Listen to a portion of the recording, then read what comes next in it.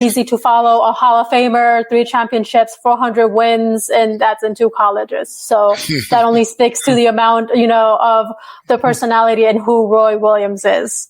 I know Hubert's ready to jump in there feet first and get his thing, get started to get that program back to where it should be, that national prominence. Where they should be, where they should have been. Final Four. They used to go into Final Fours, Elite Eights, and all that stuff. Mm-hmm. So they're not used to being bounced out in the first round. They're used to playing like on a Monday night on the national championship. They were used to being Gonzaga or Baylor instead of being home watching the game. True. We're not that far removed. It was only 4 years ago we had the Victor's national championship out here in Arizona. So we'll get us back there. It'll take some time. He'll have his palm print on that on the university and that program before we know it.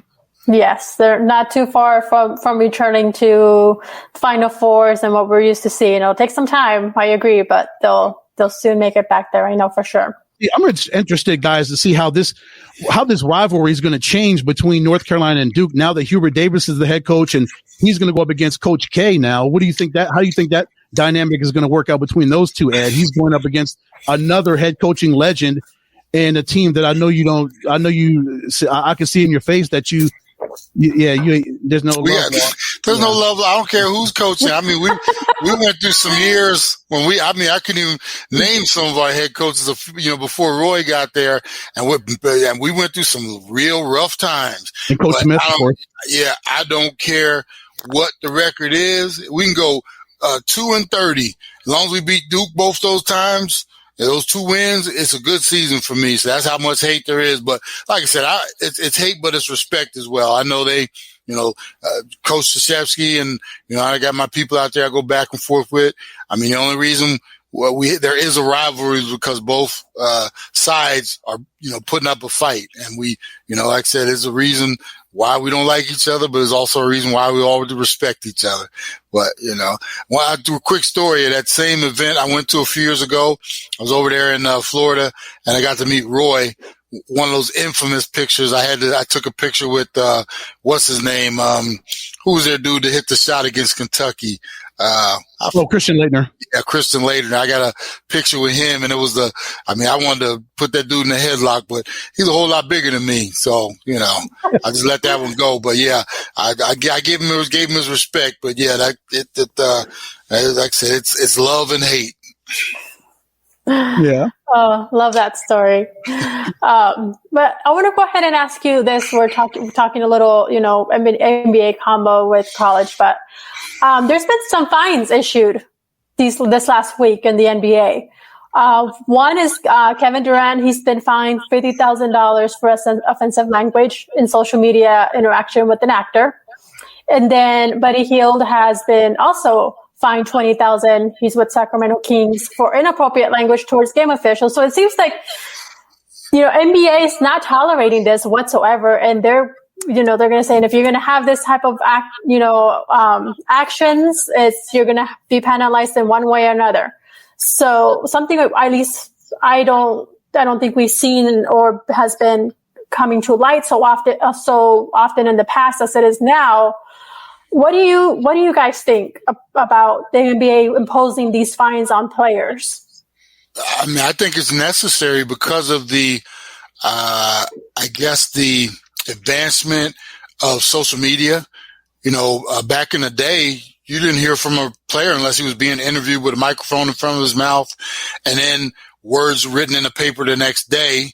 Occasionally, obviously the live, interviews and stuff like that. But now, players, if you're going to voice your opinion, you have to be, accountable for all of your words. And that doesn't just account for words on the court anymore. That means, if you're going to be out there in social media going back and forth, they always, any league that you play in is going to tell you, especially your superstars, that not only are you representing yourself, but you're representing us as well.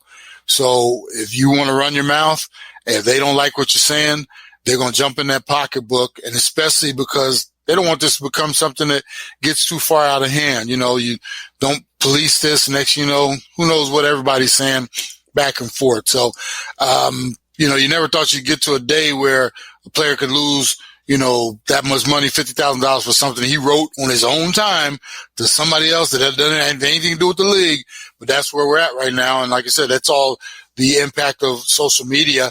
And, I always tell people, and jokingly I'll say this, but I mean this seriously too, Ed. One of the reasons that I'm not a big Twitter guy is because I'm very mindful. There's old saying, many a slip between the cup and the lip, right?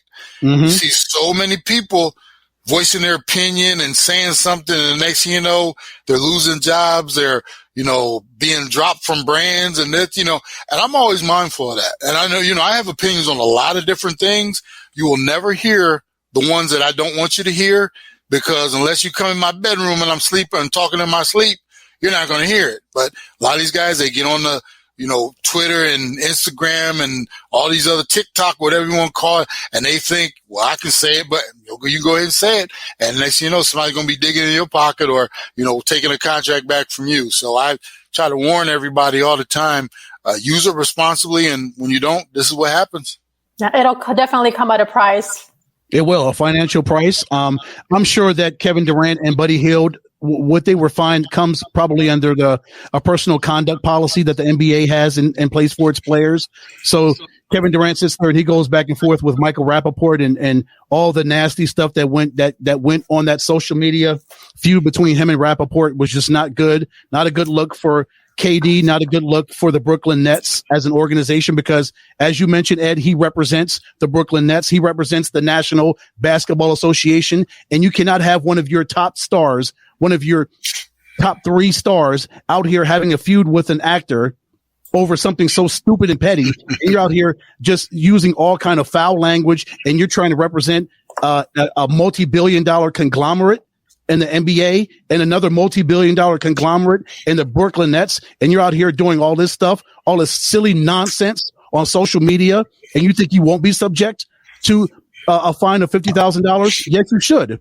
You have to be accountable for your actions. Kevin Durant is a grown man. He did not have to get into that battle with Michael Rappaport, but he did. And unfortunately for him, he got fined. And I'm sure Steve Nash and Sean Marks, the general manager of the Brooklyn Nets, probably had a little sit down and chat with him and say, okay, Kevin, so what happened with this Twitter thing?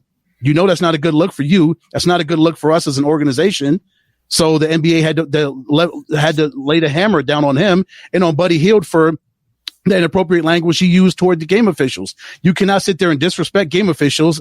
I didn't see the video or whatever he said to the game officials, but whatever it was, it warranted a $20,000 fine. So it was egregious enough that the league had to come down and dock him 20 bans, so that's why he got fined for that. But it all comes back down to being grown men and being accountable for yourselves, policing yourselves, being accountable for your own actions. And when you're not accountable for your own actions, these are the kind of results and the things that you have to suffer by fines. Just so I want to ask you one more question in relation to this. Should the team or the organization, maybe not only in basketball, but just through across the leagues, not only fine the players, but maybe take additional measures as far as maybe suspending them games, or maybe if it goes to an extreme, or if it's something that then it's a continuous issue, should then they take additional and extreme measures at that point?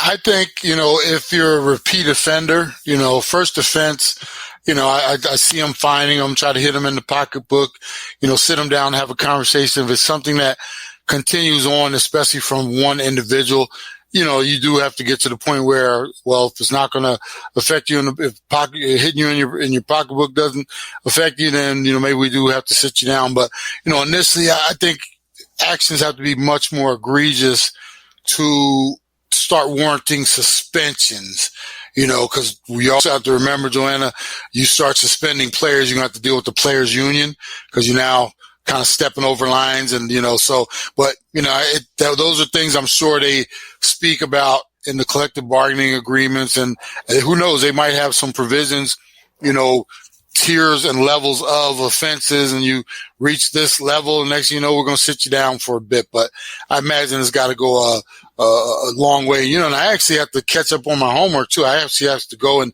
look at some of the tweets that Rappaport and Durant were sharing. I still haven't even seen any of it, so it'll be some interesting reading, I'm sure. Yeah, Ed, I read the first thread of that thing, and I was done after that. I was like, no, I don't. It was that bad. I was like, I don't need to read all this. This is way out of bounds for me. So if it's out of bounds for me, it's out of bounds for everybody else that read it. Mm-hmm. But yes, I would think that the teams should fine or suspend these players if they can't come within themselves and figure, I'm grown, I made a mistake, and if I can't get past this mistake, if I keep continuing to make these mistakes and continuing to make even worse mistakes, then yes, you should be subject to fines and suspensions. If you can't get yourself together as a man and pull yourself together and get your act together from an emotional standpoint and get this stuff behind you, then yes, you should not be able to play. You should be fined because you are a detriment to the organization. And the organization has it's a business at the end of the day. You're in the business to win games and win championships and make money. And all that stuff is detrimental to what you're trying to do as an organization. And I concur. But let's go ahead and get it into a little bit of lightheartedness in here. And I want to ask you, I know I'm excited. I want to know how excited you guys are for Space Jam 2. Have you guys seen the trailer? Nope. I have not seen the trailer, and I don't want to be fuddy-duddy, but I'm not even the least bit excited. I've been there, done that with Michael Jordan. Now we want to do a reboot of it with LeBron James.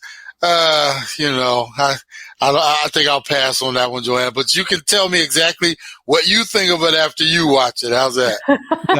Give us a review, Joanna, because Ed and I will not be in the theaters. If it's on HBO Max, I will not be watching it. I have no interest in it, none at all. I'm only excited. I'm only excited because I want to see how, compared to Space Jam, because you cannot copy the original, of course. No. Nothing like Jordan, nothing like, original Space Jam, but I am excited to see what, just to get a takeaway from it and see what it's all about. So I have my own reservations about it. But I'm still excited to see what, just everyone who's involved in it and what it's going to be about. Ed and I will take your word for it. Yep. I mean, give LeBron credit. His media company he's done a lot of great productions, TV and movie wise. He's done a lot of good stuff, but this one, yeah, I'll pass on that one. I'll wait for your review, Joanna. Would you think, was it because of just Michael Jordan and Space Jam, or is it maybe something more than that? Just not interested in it. Not interested? Nope. Because I know some people have the reservations of it being LeBron, and I can understand that. So there's others that they're just not plain out interested in. It's just like nothing like Jordan, nothing like the original. Why even bother? My thing is come up with something original. You just said the magic word. This is this is basically, this is a remake of something that shouldn't, it's like, why would you ever remake the Wizard of Oz? I'm not putting Space Jam in that category, but I'm just saying with something Michael did all those years ago, it's like, come up with something different. We're just going to make Space Jam 2, starring LeBron James. So. Yeah. What to do? Can we keep you just for a little bit longer? There's something that I want to get your take on, Ed Smith, before we let you go. Okay. Thank you. And I want to go ahead and talk about the All-Star game. Going over to MLB, Major League Baseball. The season just started. Opening day, we saw some, good stuff, some funny stuff, how creative some of the players were, as they kicked off opening day.